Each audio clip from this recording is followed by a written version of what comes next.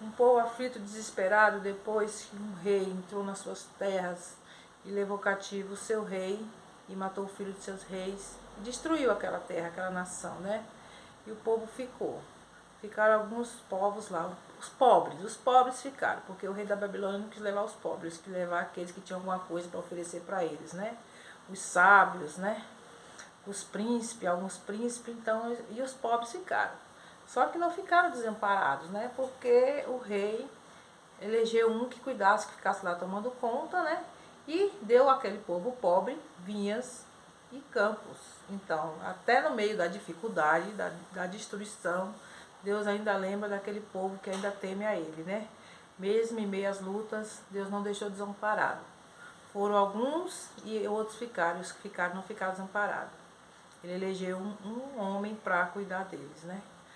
E Deus não desamparou. Deus disse que ia cuidar deles mesmo. Só que passou um tempo, esse homem que ficou lá cuidando dele, sofreu uma conspiração e foi morto. Foi morto por uns príncipes que não estavam no momento lá, estavam no campo. E quando soube que ele ia governar sobre o povo, né, tomar conta, armou uma conspiração e matou o Gedalias, que seria o homem que estava tomando conta do povo, cuidando, armando do rei Nabucodonosor. E o que aconteceu? Depois de um tempo, se levantou um outro rapaz, um outro homem, Joanã, e tirou o povo das garras desse outro que tinha matado Gedalias, né?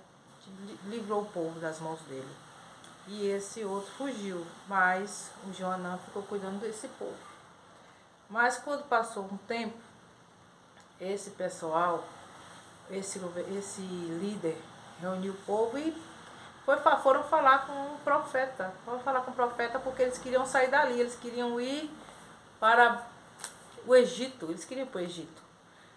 E falou para o profeta que eles consultassem a Deus sobre isso, porque eles queriam a direção e que tudo que o profeta falasse eles iam fazer, eles iam obedecer. E o profeta Jeremias foi e falou com Deus. Só que a resposta de Deus foi o quê? Não era para ir para o Egito, era para ficar ali.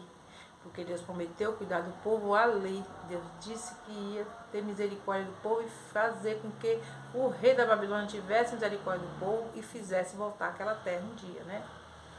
Mas quando o profeta falou para eles, né, não gostaram. Principalmente o líder dele. Falou que não, que o profeta estava mentindo.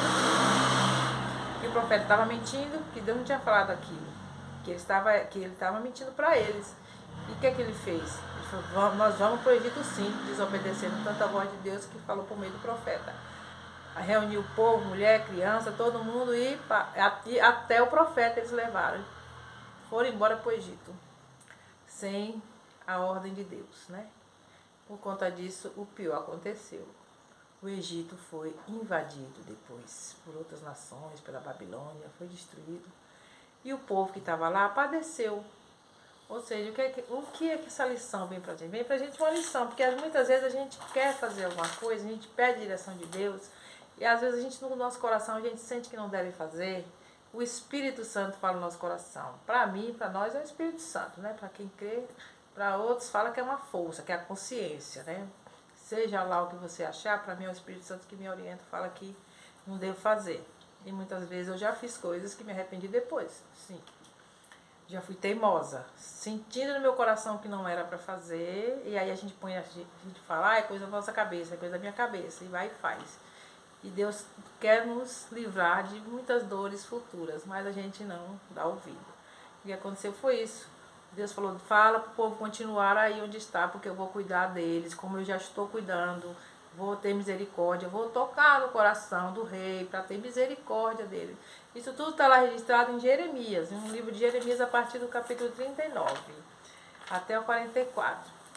Eu sei que foi isso que aconteceu. O povo desobedeceu, já estava sendo cuidado, um povo que não tinha nada passou a ter terras e vinhas.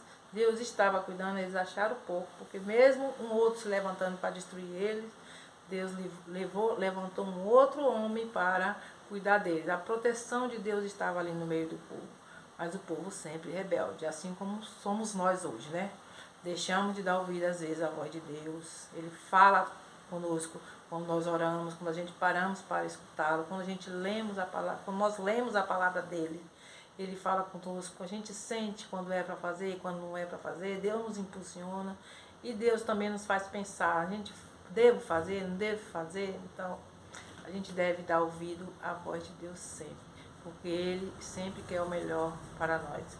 Embora aconteça várias diversidades, muitas coisas ruins acontecendo, mas Ele ainda dá um escape. Se você confiar, se eu confiar, se nós confiarmos, Ele dá um escape, Ele nos orienta. E a gente vê que a orientação de Deus é sempre melhor. No final, tudo acaba de uma maneira melhor do que nós esperávamos, né? Então, fique com essa palavra hoje.